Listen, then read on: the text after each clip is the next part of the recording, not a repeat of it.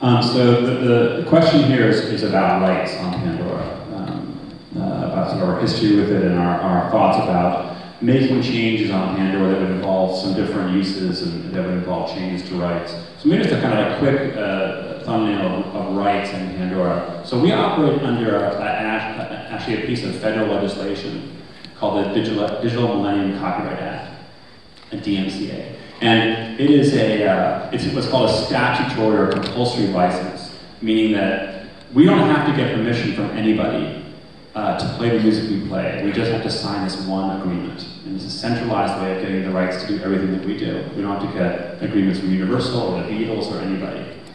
And it's great because it's a one-stop shop. We have 80,000 artists. We'd have to actually negotiate individually with them or the rights holders. Really virtually impossible.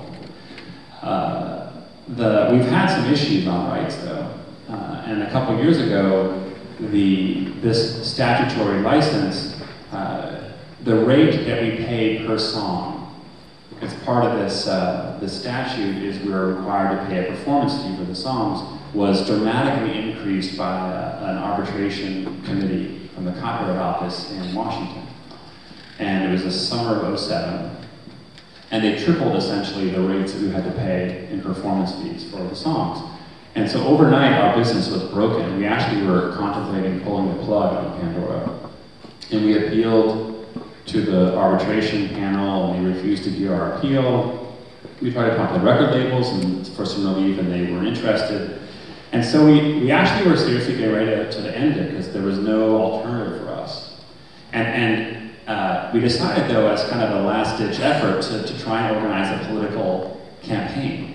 Having never done that before, having no idea how to do it, we hired some lobbyists in Washington to help advise us, and then we wound up sending emails to all of our listeners at the time. I think we probably had 5 or 6 million, something like that, Pandora listeners then.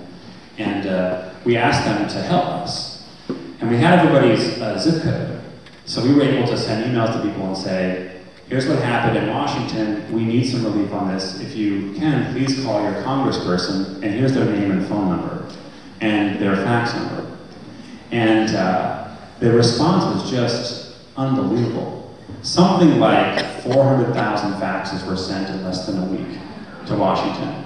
It shut down the fax infrastructure on the Hill for some number of days. We got calls from offices saying, please stop. Because we can't, our fax machine is broken, our phone has been ringing since 8 this morning, and it happened all across the Capitol. Ultimately, they got something like 2 million calls or faxes or queries from constituents on this issue, which is more than they got on the Iraq War. Wow. Yeah, that's fucked up. Well, we're happy with it, but we're happy with our country's historic priorities.